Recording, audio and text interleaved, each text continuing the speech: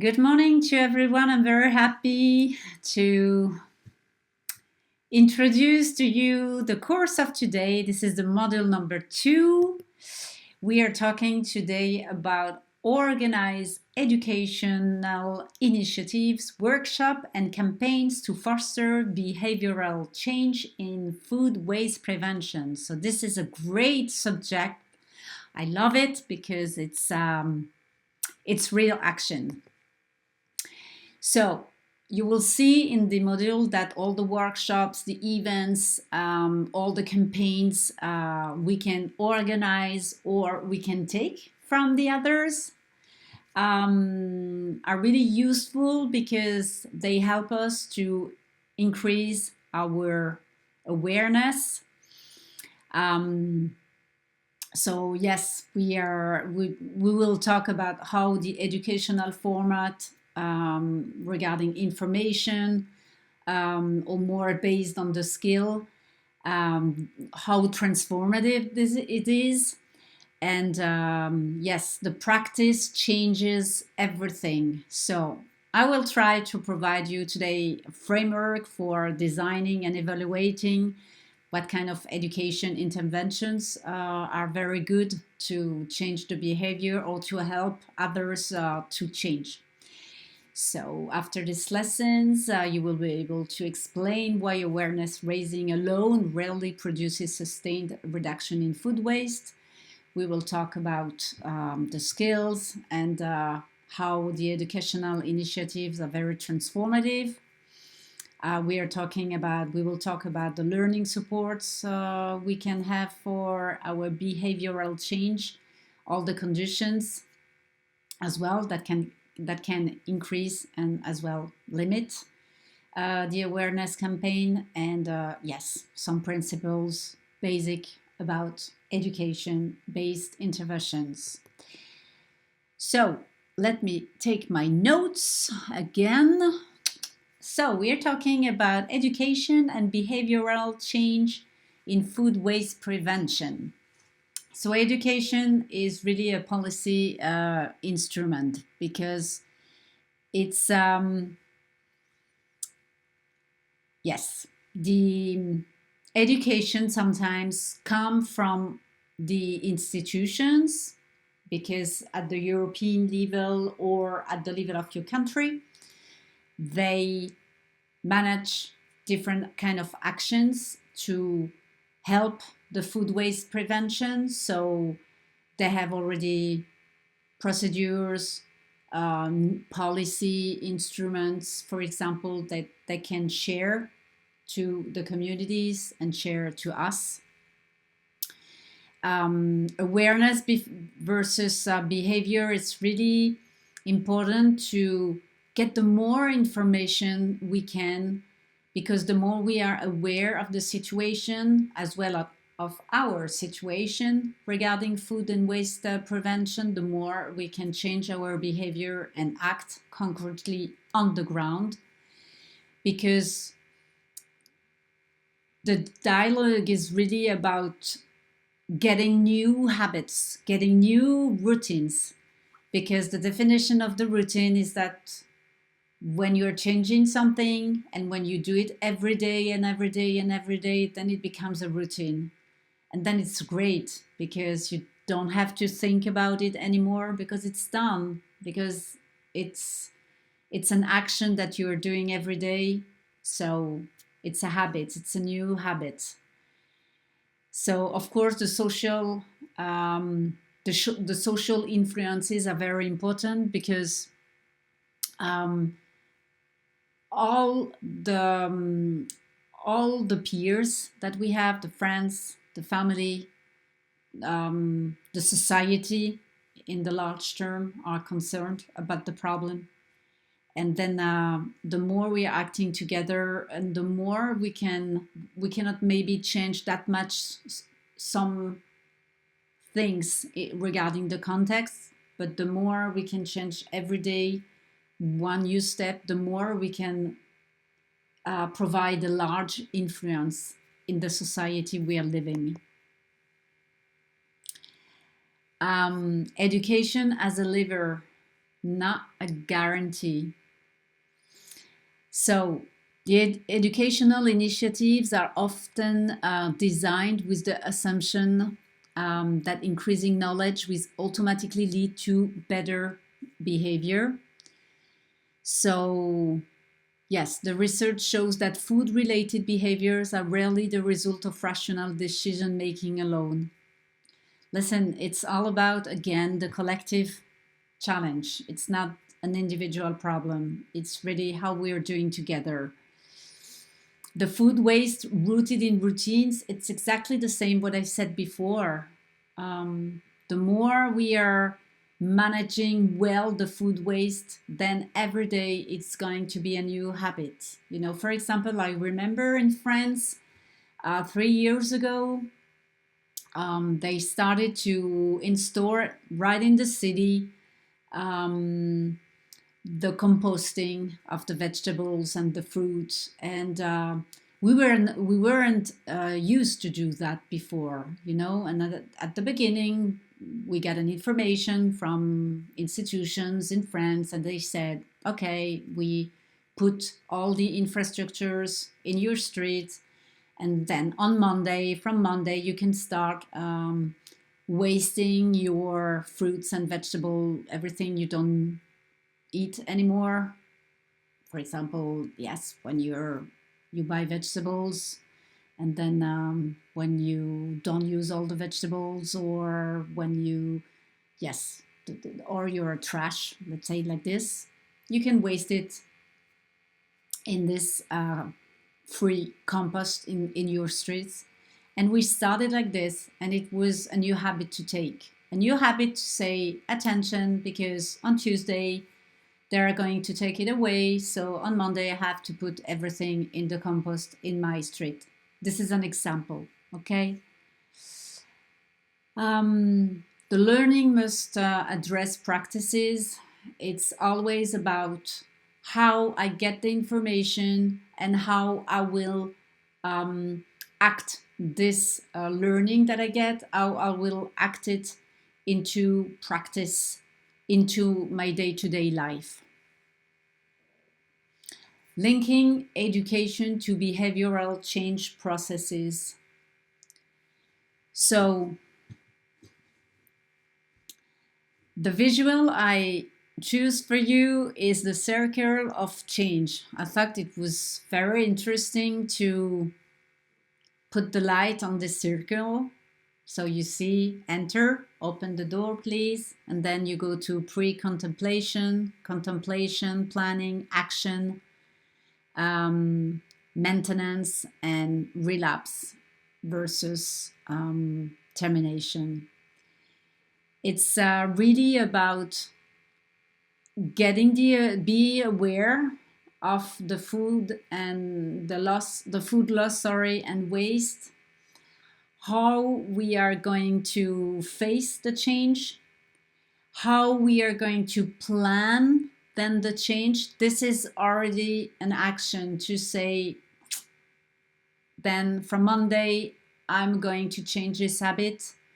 Then it's putting an action, and then the end, it's really change your action. For example, you did a new action regarding the subject you want to change, but then you can still change the action and say reevaluate. Let's say it like this, okay? Reevaluate and say, okay, it works, but on that point it doesn't work that well, so maybe I need to reevaluate what I can change. So all the education is very important, all the action, all the awareness, and it's as well a question of planning, how you are really concretely going to do your actions. Of course, action depends on feasibility, because sometimes it's not possible. So if it's not possible, maybe you as a consumer or an individual, you don't have the key. Maybe the key belongs to the institutions, for example. So depends on the feasibility of the actions you can make. And see, yes, because you will empower as well the environment challenges, not just your as an individual, but the collective part, and then it becomes a change that is related to the environment. So, the typology of educational initiatives, informational initiatives, skills-oriented, transformative learning approaches, different learning objectives, different behavioral impacts. So, for example, the skills-oriented initiative, they aim to develop the practical competencies. For example, meal planning, food storage, that's already an action. The transformative learning go further by encouraging critical reflection on values and systemic drivers of the food waste. And each type are different, and each type mobilize different pedagogical logic and produces different effects.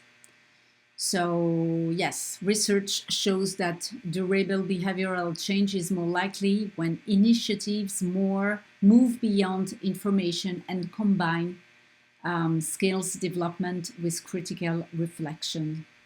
So yes, this visual just show it was an example of the university, but if we put the food waste in the center, the university, but it can be as well your community or different kind of pedagogical infrastructures you belong to. And then food waste management, behavior and awareness demographic is to show the impact of what you did, what you learned, what you took as an action, and the impact outside. So pedagogical approaches that support change.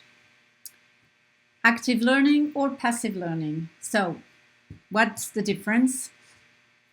Passive learning is when you, for example, you get all information this information is going into your brain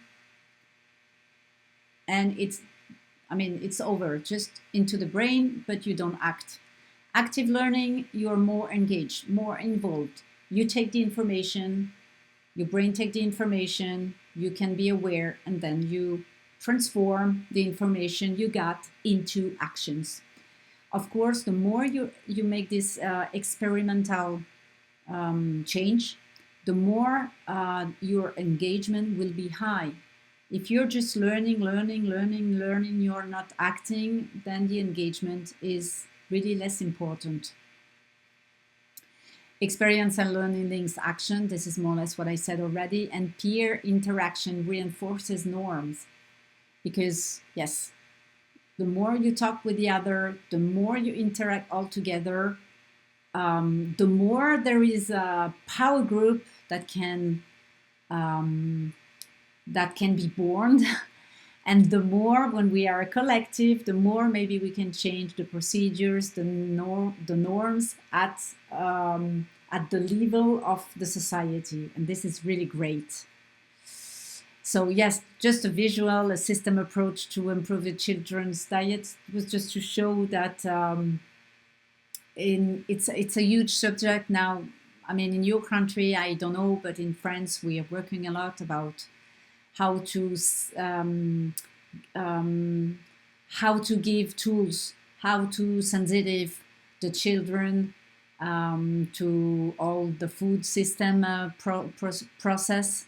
Because the more they change, because they are young, the more the world will change.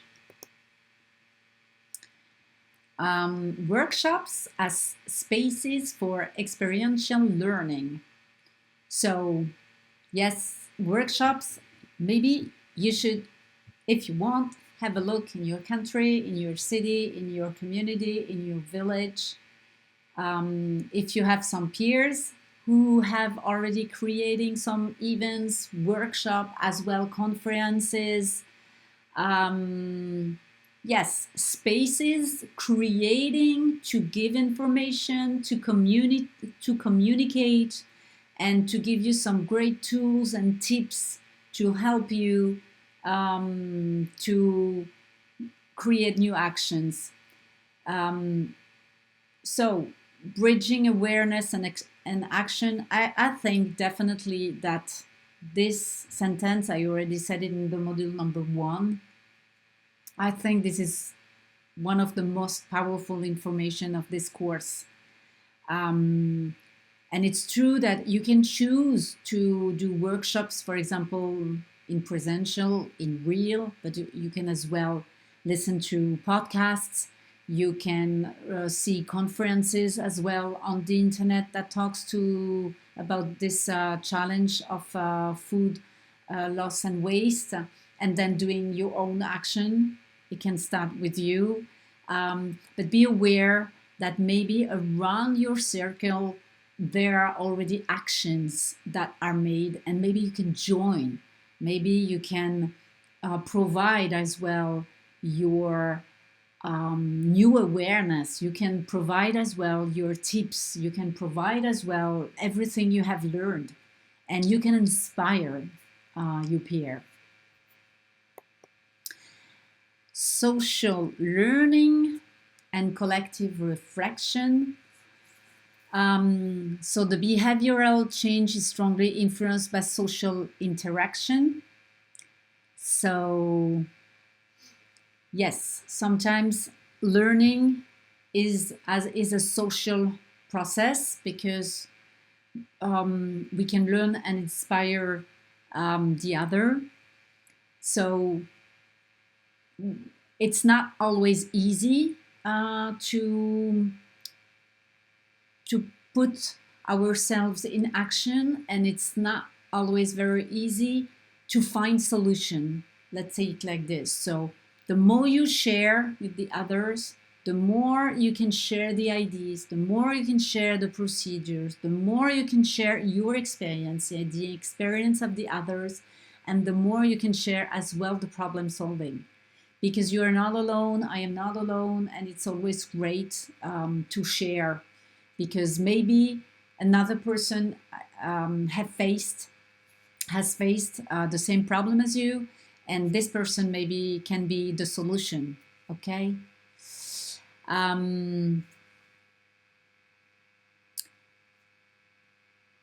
Yes, the social, I just wrote that, but it's so true. Social learning also reinforces accountability as commitments are made visible within a group. These mechanisms significantly increase the durability of behavioral change. Yes, me too. I really think that the more we are together, the more we can go into a sustainable path. Okay? Just this visual to show you the reflection on practice, critical reflection, self-reflection. So it's all about you, and it's all about the community. It's great to reflect by ourselves. It's great to reflect in a community together, but it's like, the integrative reflection. It's like the ikigai of the practice, the critical reflection, and the self-reflection.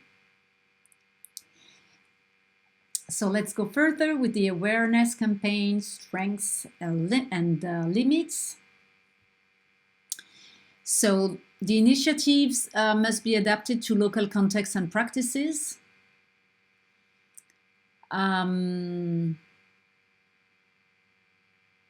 Yes.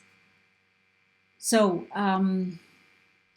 the visual I show you, I really love it, because the food chain and the food changes as well. It's all about different subjects.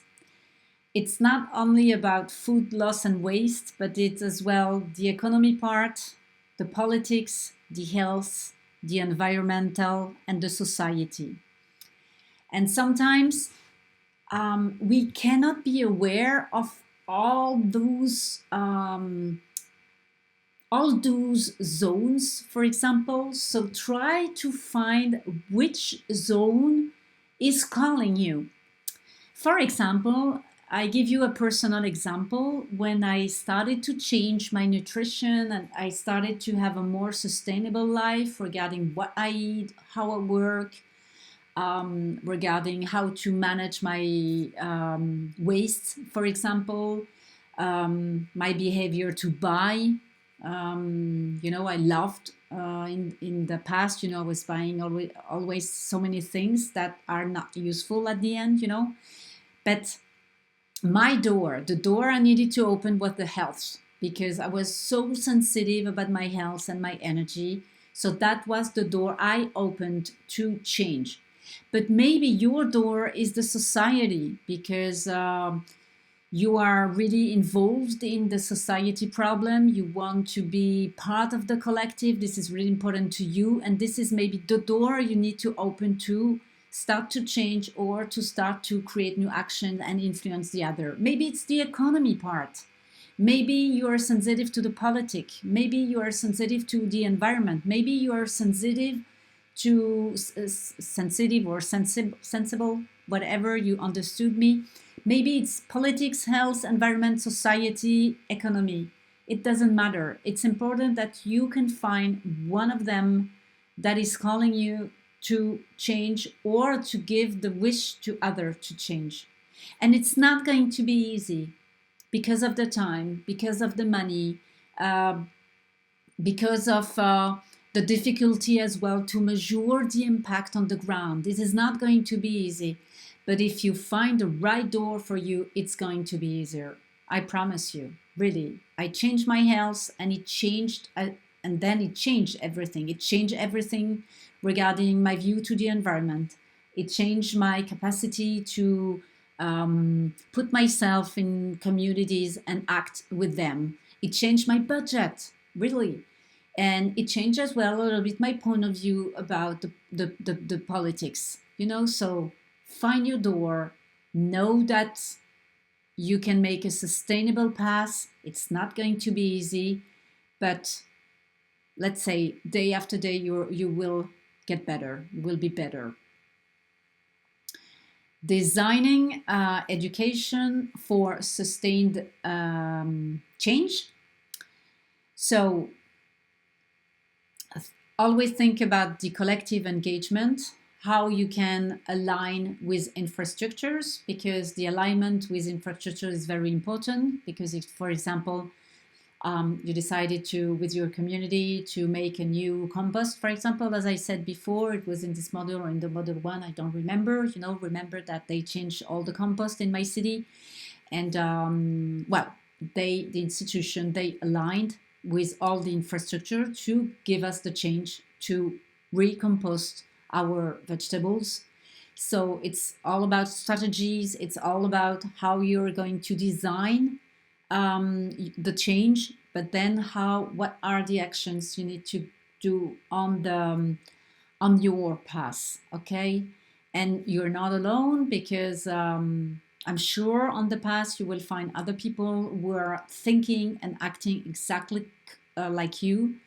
And this is why I name them the peers, because they're facing the same changes, they're facing the same challenges, and all together we can do it in a sustainable way and in a continuity over the time. The key takeaways for today: education is necessary but insufficient. First pass, but then let's go into action. Learning must engage practices. Absolutely, absolutely. Learning is great, but practicing is the best, because then you will be stronger. Participation strengthens the change. Of course, the more you're in the community, the more you inform yourself, the more you participate, the more the changes, globally speaking, will be powerful. Awareness supports the norms. The more we are aware, the more we can change the system in a collective, in a societal way. And integration enables impact. Of course, we want to have impact about our health, about on our society, about the environment. So yes, integration enables impact. Thank you very much. Please get in touch with Food Chase Project. You can follow my LinkedIn page if you like, or email me if you have any question, any remark. I will love to read you and to answer you. Thank you very much, and we continue with the module number 3.